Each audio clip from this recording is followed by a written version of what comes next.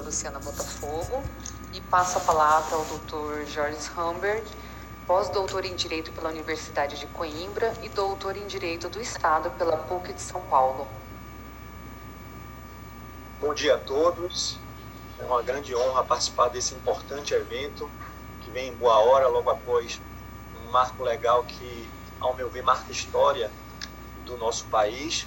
Mas, inicialmente, eu gostaria de agradecer ao presidente do tribunal pelo honroso convite, ao conselheiro Ronaldo, já de corregedor-geral desta casa, que preside esse painel, as coordenadoras Maitê Peron e Ana Carolina de Garcia, as quais eu parabenizo pela organização e divisão dos temas de excelência e eleição dos palestrantes.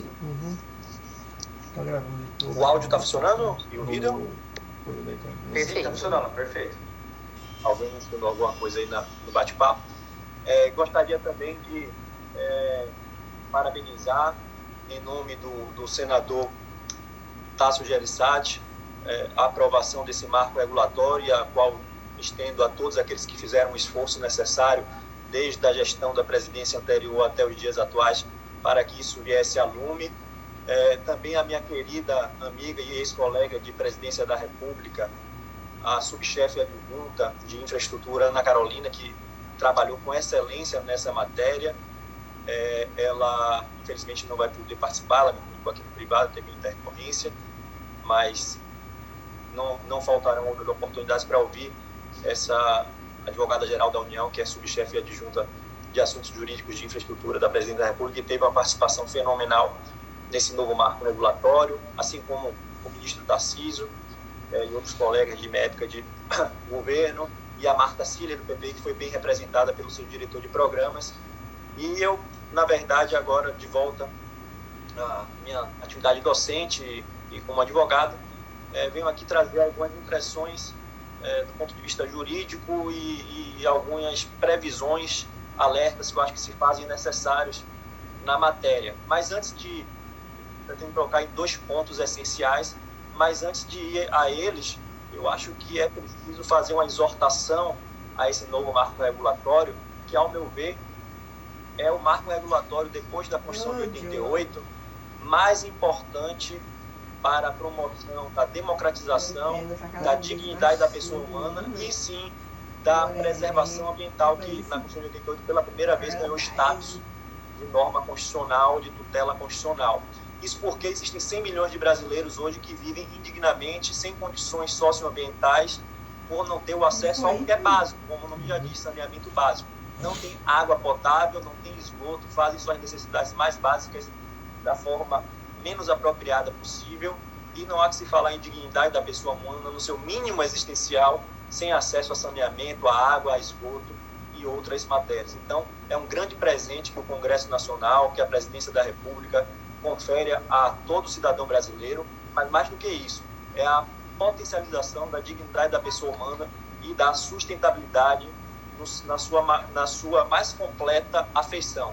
Desenvolvimento econômico, pois vai gerar renda, vai gerar empreendimentos, empregos, na sua acepção social, porque vai permitir acesso não só à qualidade de vida social, mas também a empregos e a uma melhoria de infraestrutura no entorno dessas operações de saneamento, e finalmente a preservação ambiental, porque esgoto não tratado é contaminação, enfim, geração de uma série de consequências, inclusive o adoecimento da população. Então vai gerar, inclusive, uma economia para os cofres públicos a longo prazo, principalmente nas políticas públicas de saúde, entre outras. Do ponto de vista, e aí indo diretamente à legislação, eu queria chamar a atenção de dois pontos com relação a essa noção de cooperação que a nova lei traz, que na verdade já está na Constituição e já foi tentada em outros ambientes normativos, e também a questão do ponto de vista de planejamento e capacitação. Então, no primeiro ponto, com relação ao que se refere à cooperação, essa norma, ela traz a possibilidade de consórcios, de gestão associada e de região e de potencialização da região metropolitana. Então, gestão associada regional. Ou seja, será preciso para a efetividade dessa norma, dada a quantidade imensa de municípios e aquilo que o senador Tasso bem mencionou e outros também mencionaram, o deputado que nos antecedeu também, há municípios que não têm nem nenhuma condição de fornecer com um interesse econômico o seu serviço para interessados em adquirir essa concessão. Então, vai ser fundamental que haja a formação de consórcios, de gestões regionais associadas e nas regiões metropolitanas é mais do que fundamental, é dever legal que ela seja feita de forma integrada. Então, mais do que tudo, o Pacto Federativo, a noção de entes cooperados, sem hierarquia, autônomos, mais harmônicos, União, Estados e municípios, precisarão estar de mãos dadas, que já é o dever constitucional e agora passa a ser um dever legal em matéria de saneamento e para também a eficiência e a eficácia da nova norma. Se isso não for potencializado, como não foi, infelizmente, no primeiro marco do saneamento, como não foi na norma de resíduos sólidos, são poucos os consórcios ainda formados, espero que agora isso venha a lume e que gere um círculo virtuoso de capacitação da União para os estados, para os municípios, porque na ponta os municípios é que vão sofrer os principais impactos, os principais benefícios, mas as demandas também. E são eles que estão hoje menos capacitados para promover essa gestão consorciada. Então é preciso haver um pacto federativo de capacitação, transferência de recursos e de cooperação até em recursos humanos. É preciso treinar e capacitar. Então eu fico muito preocupado, gostaria de deixar esse alerta, porque para mim, ao meu ver, dessa norma, ainda que já tenha lá expresso como uma possibilidade, ao meu ver, não há possibilidade. É um dever-poder dos entes federativos cooperar e os mais capacitados e detentores titulares de recursos transferirem isso para os demais entes corrimãos, coligados dentro da nossa União Federativa. Então, esse é um ponto que eu vejo como muito importante e, hoje em dia, não há dúvida disso, o Pacto Federativo é um dos temas mais relevantes em discussão, no debate no cenário nacional. A opinião pública, apesar de ser um tema muito técnico, também tem comprado essa discussão, esse debate, tem trazido esse debate à lume. Então, eu percebo que há um cenário muito favorável para, dessa vez sim, não só o Pacto Federativo Geral ser levado a efeito no Congresso Nacional, mas também esse Pacto Federativo de Saneamento, vamos chamar assim, também ter sucesso. E isso perpassa por cooperação, por formação adequada dos consórcios, gestão associada, região metropolitana, mas passa também por transferência de tecnologia, de recursos humanos, de capacitação e de recursos financeiros. Inclusive, antes mesmo das concessões, dos contratos de programas, para que as equipes estejam preparadas para monitorar, fiscalizar, elaborar termos de referência, contratar, fiscalizar, controlar tudo isso que vai surgir. São bilhões de investimentos e são atividades essenciais que serão executadas e chegarão com toda a certeza a milhares e milhões de lares brasileiros. O segundo ponto é a questão da importância dos planos. A gente sabe que a gente tem uma experiência, infelizmente, de muitos bons planos de diretor de desenvolvimento urbano, plano de gestão de resíduos sólidos, planos de saneamento, mas a gente também tem a experiência dos chamados planos de papel, né? Aqueles planos que é uma copia e cola, muito mal feito. Então, essa cooperação antecede esse outro ponto que eu entendo como fundamental para a gestão adequada e efetividade dessa nova norma e sua eficácia em concreto, que é a necessidade dos planos serem elaborados com muita qualidade, refletindo a realidade local, regional e nacional de cada, e principalmente local de cada município, com profissionais que estejam preparados e capacitados do corpo de servidores e também consultorias devidamente habilitadas e pré-selecionadas, com qualificação, com verba disponível para isso, porque vai ser necessário.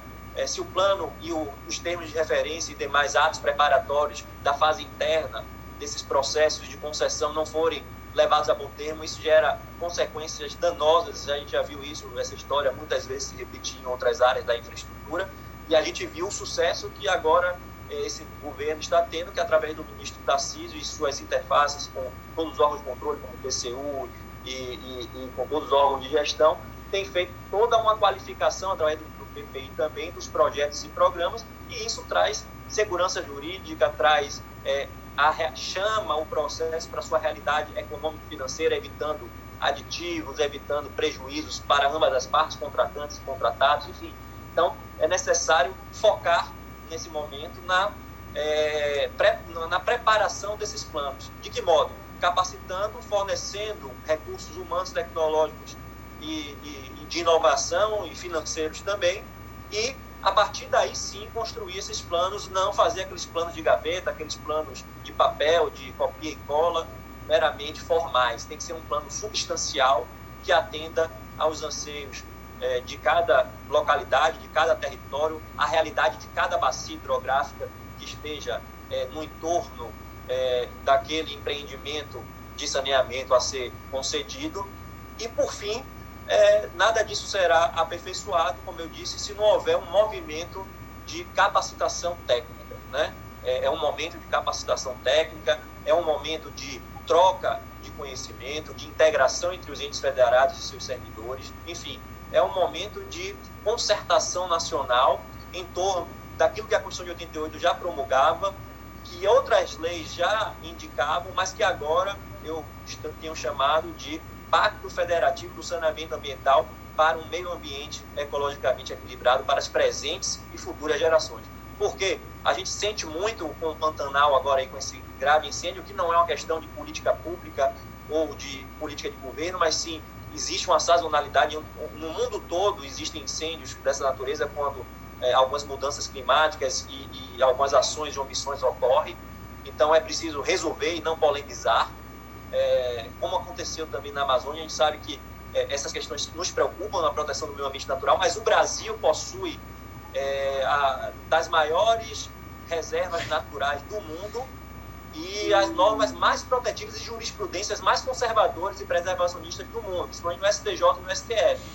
Então, não é um tema que a gente tenha que trazer tanto a um sensacionalismo, mas sim a adotar medidas práticas coordenadas para solucionar. Agora, esse tema sim que devia estar na pauta diária de todos os jornais, a falta de saneamento básico crônica e crítica do Brasil, porque é ela que gera o maior impacto ambiental e é ela que causa o maior dano à sustentabilidade do nosso país, porque ela ofende não só o aspecto ambiental natural, também ele, mas ofende o social, a dignidade, o direito de morar bem, de viver bem, de ter lazer, de ter saúde, de ter educação.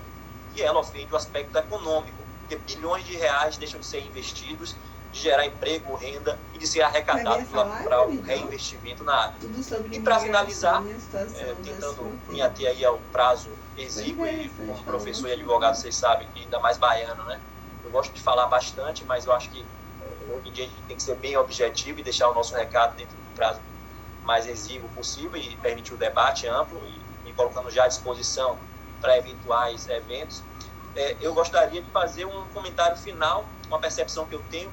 Vai sair pela editora Fórum agora no final de setembro, o meu editor Luiz Cláudio acabou de me confirmar, até dia 30, um livro que eu coordenei com o prefácio do meu professor e jurista, professor titular da PUC, Adilson Dallari, e a apresentação do ex-secretário de Modernização do Estado, Paulo Ebel, um livro que se intitula, com vários autores de todo o país, que se intitula A Lei da Liberdade Econômica e seus impactos no direito administrativo. E aí eu queria trazer aqui para finalizar uma contribuição, que eu penso que seja uma certa inovação, de que essa lei, ela, aparentemente desconectada com o marco do saneamento, ela, ao meu ver, tem tudo a ver.